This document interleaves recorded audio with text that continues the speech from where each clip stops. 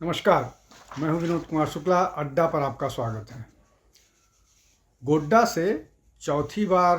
लोकसभा चुनाव जीत कर आए निशिकांत दुबे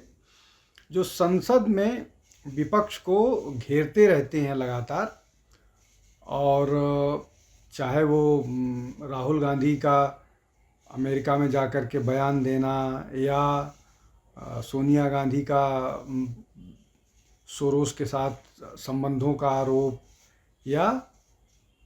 जो प्रश्न के बदले बेनिफिट लेने का महुआ मोइत्रा का मामला हो जिसके कारण उनकी सदस्यता चली गई, इस तरह के अनगिनत मामले हैं। लेकिन अभी पिछले हफ्ते में दो और बड़ी बातें हुई जिसके कारण निशिकांत दुबे एक तरफ से उन पर आक्रमण हो रहा है। यहाँ तक कि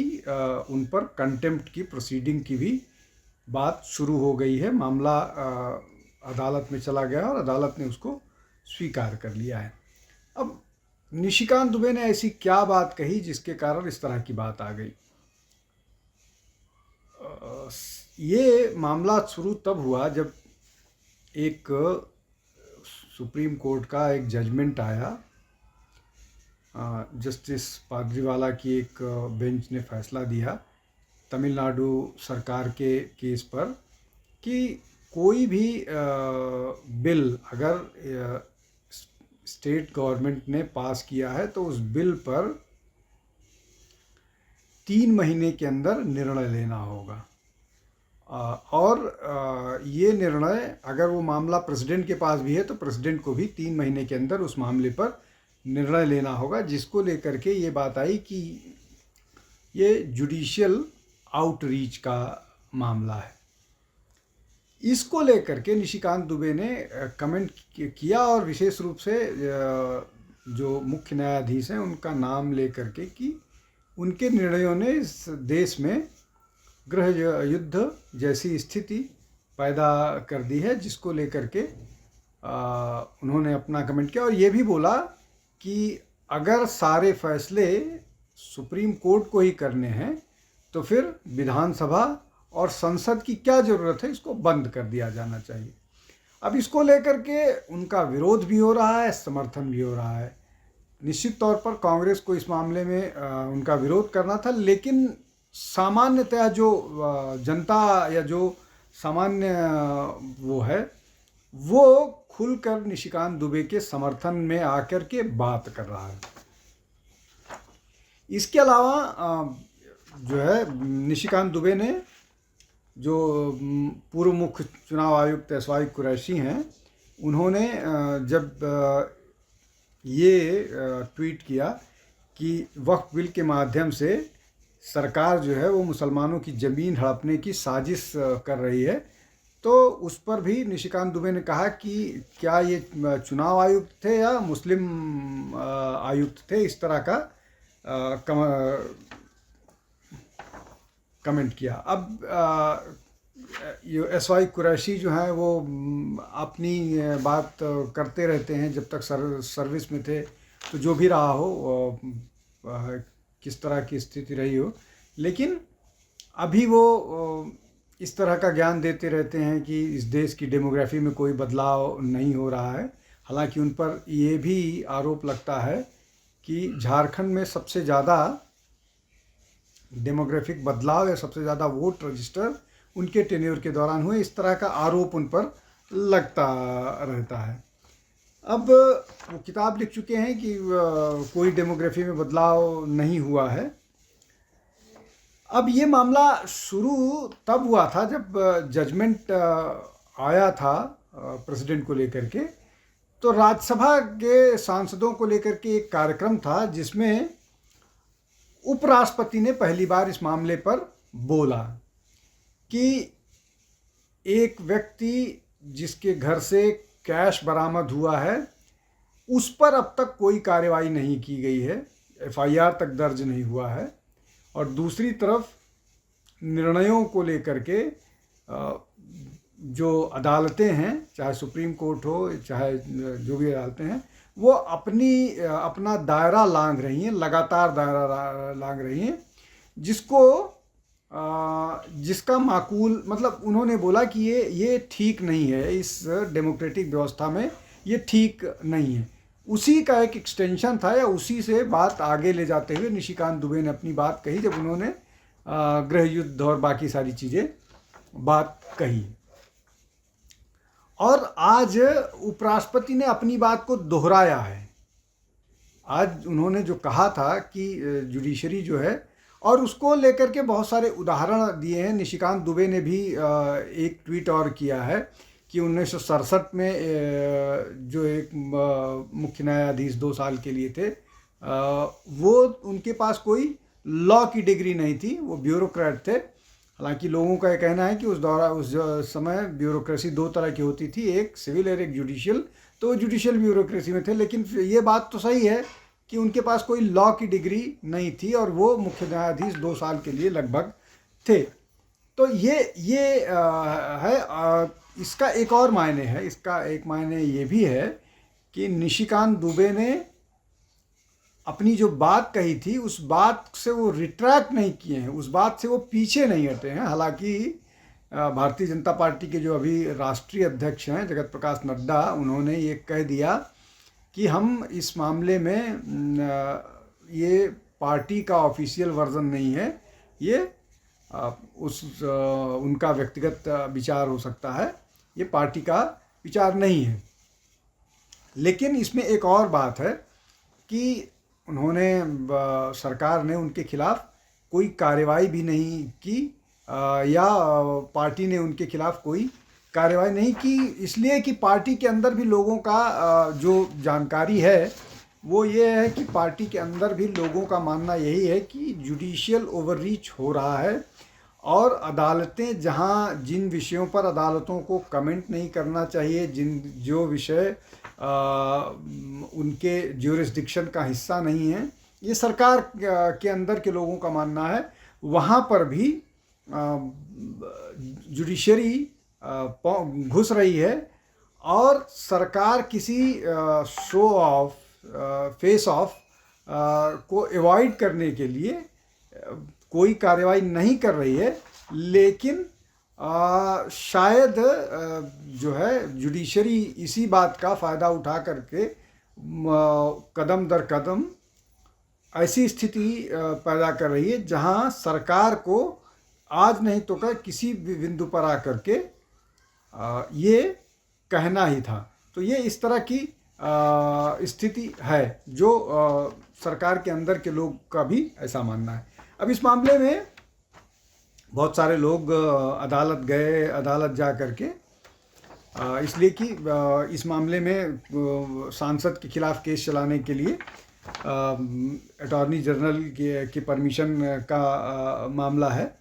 लेकिन केस फाइल करने के लिए अटॉर्नी जनरल के परमिशन की बात नहीं है, ये बात सुप्रीम कोर्ट ने कही, और यह मामला BR गवई और AG मसीह की बेंच में अगले हफ्ते के लिए लिस्ट कर लिया है। तो मतलब अदालत का ये कहना है कि केस फाइल करने के लिए किसी परमिशन की ज़रूरत नहीं हो गई। अब इसमें जो मोहम्मद जावेद के वकील हैं वक्फ मामले में, उन्होंने इसे मतलब उनके हिसाब से ये बहुत अनप्रेसिडेंटेड सा मामला है। अब ये अनप्रेसिडेंटेड सा मामला है, लेकिन सुप्रीम कोर्ट जब राम जन्मभूमि मामले में ये कहता है कि सर्वसम्मत से निर्णय देता है, और टेलीविज़न पर बैठ करके सारे के सारे जो प्रवक्ता हैं, विशेष रूप से मस्जिद को डिफेंड, वो जो विवादित ढांचा था उसको डिफेंड करने वाले, वो और लोकसभा में सांसद असदुद्दीन ओवैसी, वो ये कहते हैं कि जो मस्जिद है वो ताक़यामत मस्जिद रहेगी, वंस अ मस्जिद ऑलवेज अ मस्जिद, और सुप्रीम कोर्ट का निर्णय जो है वो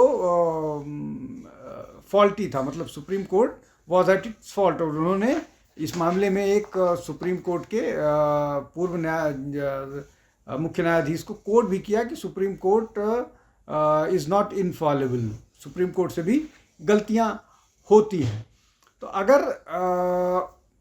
एक एमपी कहा, उस पर कोई कार्रवाई नहीं की, उस पर सारे लोग चुप्पी साध के रखते हैं। दूसरी तरफ निशिकांत दुबे को लेकर के अनस तनवीर, जो मोहम्मद जावेद, जो किशनगंज से कांग्रेस के लोकसभा एमपी हैं, उनका पक्ष लेकर के उनकी तरफ से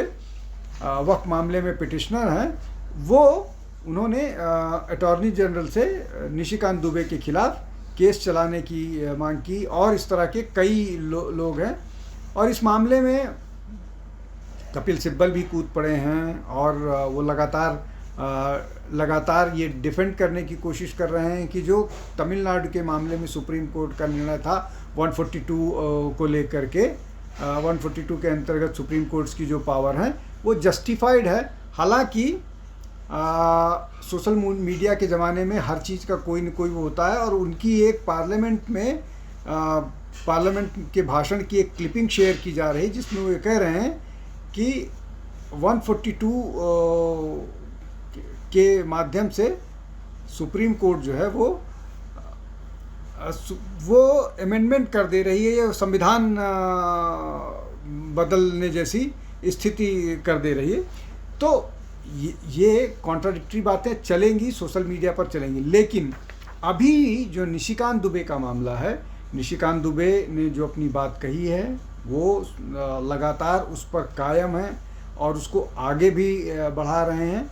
अब उस पर केस पर अटॉर्नी जनरल का क्या फ़ैसला होता है, इसलिए अगले